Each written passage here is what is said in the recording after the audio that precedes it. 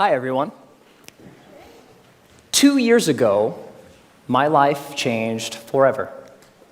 My wife, Kelsey, and I welcomed our daughter, Leela, into the world. Now, becoming a parent is an amazing, amazing experience. Your whole world changes overnight, and all of your priorities change immediately, so fast that it makes it really difficult to process sometimes. Now, you also have to learn a tremendous amount about being a parent, like, for example, how to dress your child. This was new to me. This is an actual outfit. I thought this was a good idea. And even Leela knows that it's not a good idea. So there was so much to learn and so much craziness all at once. And to add to the craziness, Kelsey and I both work from home. We're entrepreneurs. We run our own businesses. So Kelsey develops courses online for yoga teachers. I'm an author. And so I'm working from home. Kelsey's working from home. We have an infant, and we're trying to make sure that everything gets done that needs done. And life is really, really, really busy. And a couple weeks into this amazing experience, when the sleep deprivation really kicked in, like around week 8, I had this thought, and it was the same thought that parents across the ages, internationally, everybody has had this thought, which is, I am never going to have free time ever again. And somebody said it's true. Yeah, it's not exactly true, but it feels really, really true in that moment. And this was really disconcerting to me, because one of the things that I enjoy more than anything else is learning new things. Getting curious about something and diving in and fiddling around and learning through trial and error and eventually becoming pretty good at something. And without this free time, I didn't know how I was ever going to do that ever again. And so I'm a big geek. I want to keep learning things. I want to keep growing. And so what I decided to do was go to the library and go to the bookstore and look at what research says about how we learn and how we learn quickly. And I read a bunch of books, I read a bunch of websites, and trying to answer this question, how long does it take to acquire a new skill? You know what I found? 10,000 hours. Anybody ever heard this? 10,000. It takes 10,000 hours. If you want to learn something new, if you want to be good at it, it's going to take 10,000 hours to get there. And I read this in book after book and website after website, and my mental experience of reading all of this stuff was like, no! I don't have time. I don't have 10,000 hours. I am never going to be able to learn anything new ever again.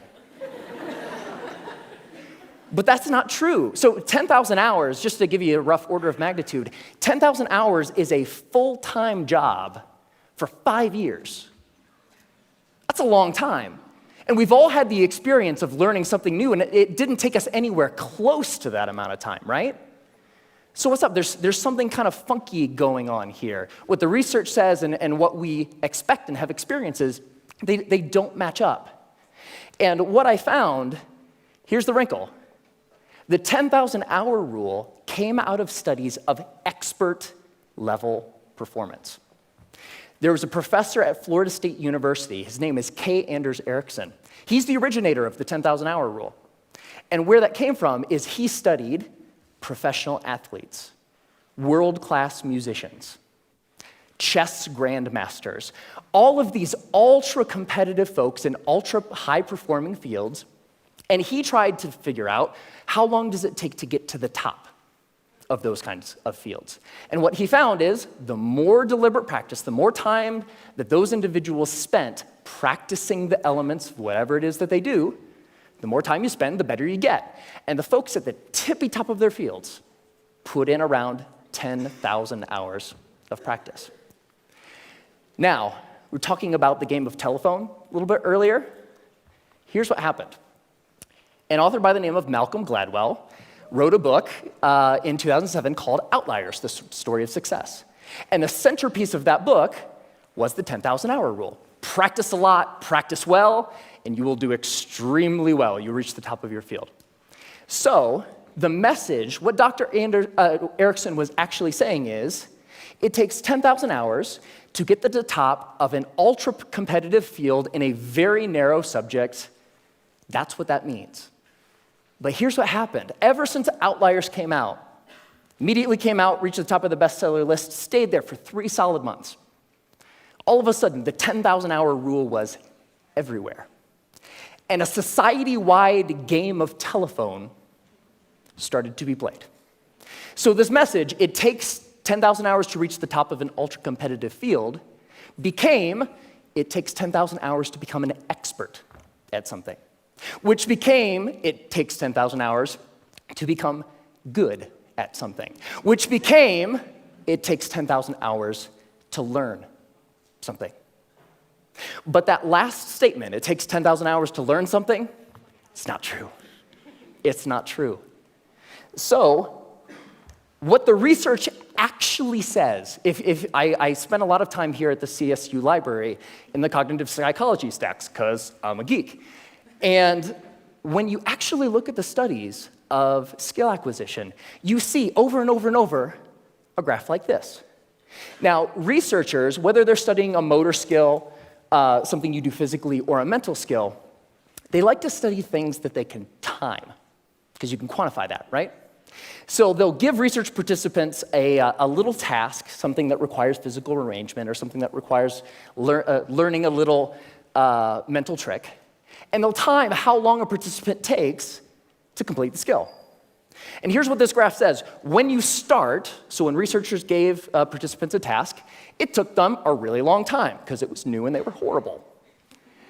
With a little bit of practice, they get better and better and better, and that early part of practice is really, really efficient. People get good at things with just a little bit of practice. Now, what's interesting to note is that if, we don't really, for skills that we want to learn for ourselves, we don't care so much about time, right? We just care about how good we are, whatever good happens to mean. So if we relabel performance time to how good you are, the graph flips, and you get this famous and widely known, this is the learning curve. And the story of the learning curve is when you start, you're grossly incompetent and you know it, right? With a little bit of practice, you get really good really quick. So that early level of improvement is really fast. And then at a certain point, you reach a plateau, and the subsequent gains become much harder to get. They take more time to get. Now, my question is, I want that, right?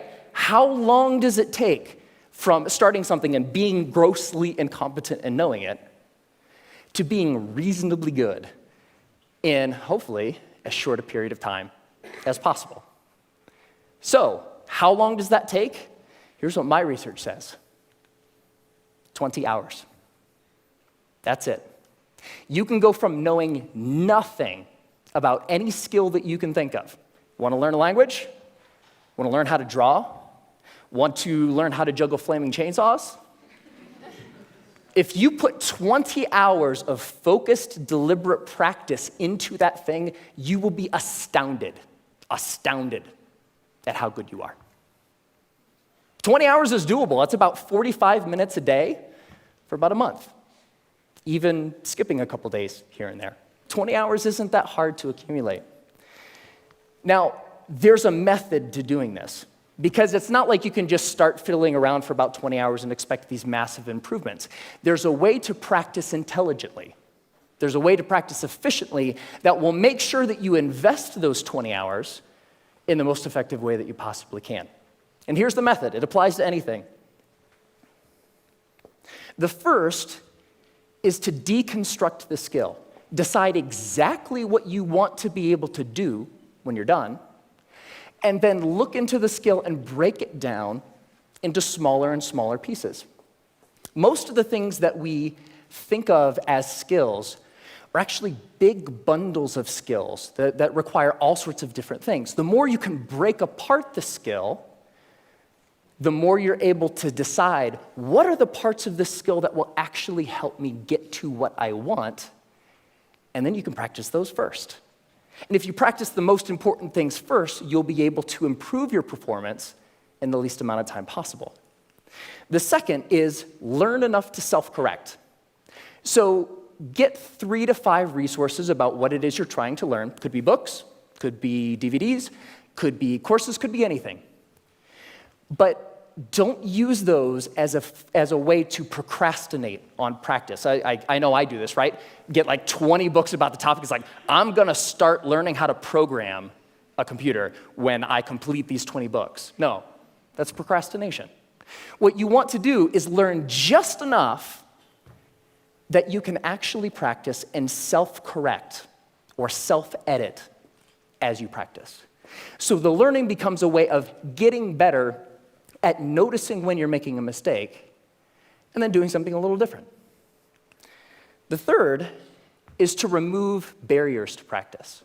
Distractions, television, internet, all of these things that get in the way of you actually sitting down and doing the work. And the more you're able to use just a little bit of willpower to remove the distractions that are keeping you from practicing, the more likely you are to actually sit down and practice, right? And the fourth is to practice for at least 20 hours. Now, most skills have what I call a frustration barrier. You know, the grossly incompetent knowing it part. That's really, really frustrating. We don't like to feel stupid. And feeling stupid is a barrier to us actually sitting down and doing the work. So by pre-committing to practicing whatever it is that you want to do for at least 20 hours, you will be able to overcome that initial frustration barrier and stick with the practice long enough to actually reap the rewards. All right? That's it. It's not rocket science. 4 very simple steps that you can use to learn anything. Now, this is easy to talk about in theory, but it's more fun to talk about in practice. So one of the things that I've wanted to learn how to do for a long time is play the ukulele. Has anybody seen Jake Shimabukuro's TED Talk where he plays the ukulele and makes it sound like he's like an ukulele god? It's amazing. It's like I saw that. It's like, that is so cool. It's such a neat instrument. I would really like to learn how to play. And so I decided that to test this theory, I wanted to put 20 hours into practicing the ukulele and see where we got. And so the first thing about playing the ukulele is in order to practice, you have to have one, right? So I got an ukulele, and my lovely assistant, thank you, sir. I think I need the cord here. It's not just an ukulele, it's an electric ukulele. Yeah. So the first couple hours are just like the first couple hours of anything. You have to get the tools that you're using to practice. You have to make sure that they're available. My ukulele didn't come with strings attached. I had to figure out how to put those on. Like, that's kind of important, right?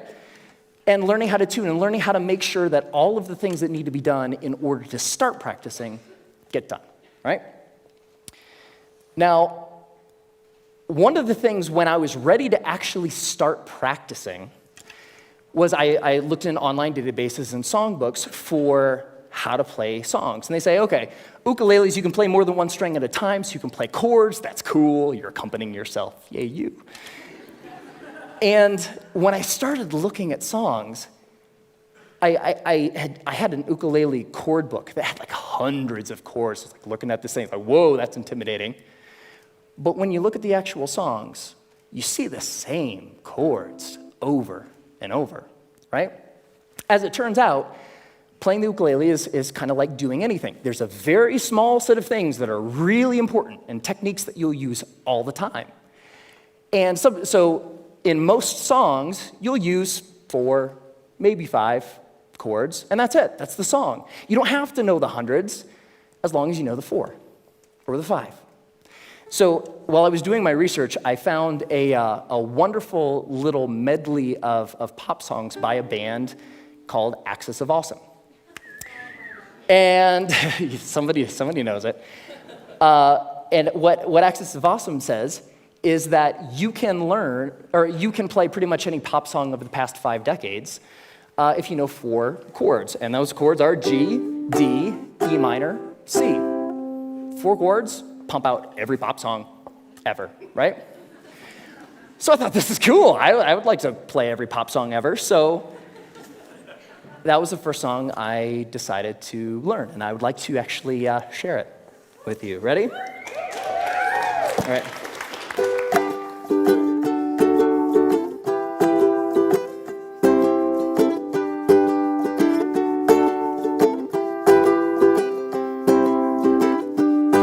Just a small town girl living in a lonely world.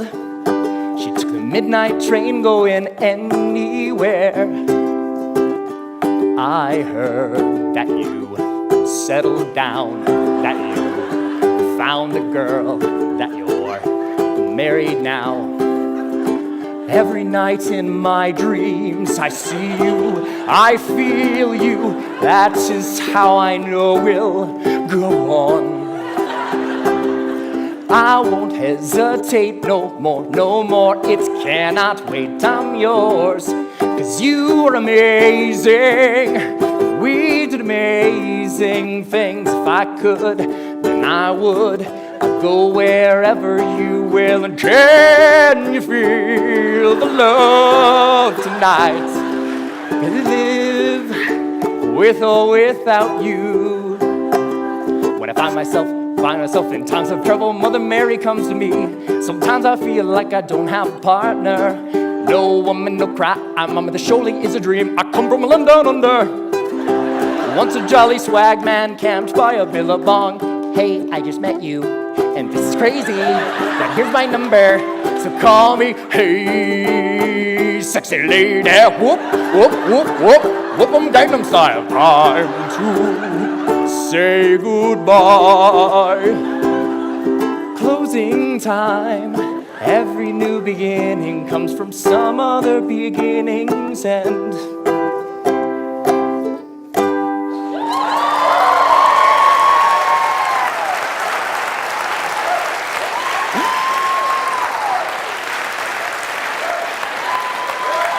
Thank you. Thank you. I love that song. And I have a secret to share with you. So by playing that song for you, I just hit my 20th hour of practicing the ukulele. Thank you.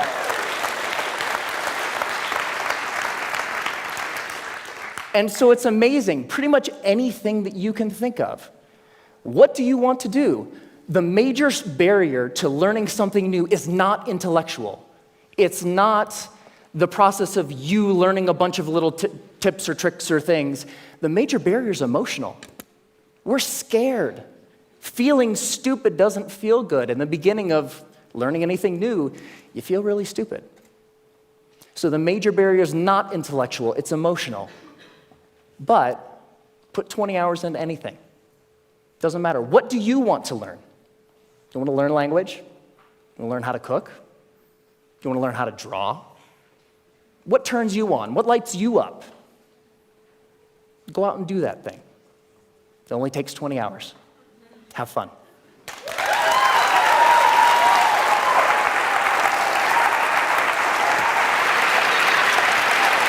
Great job.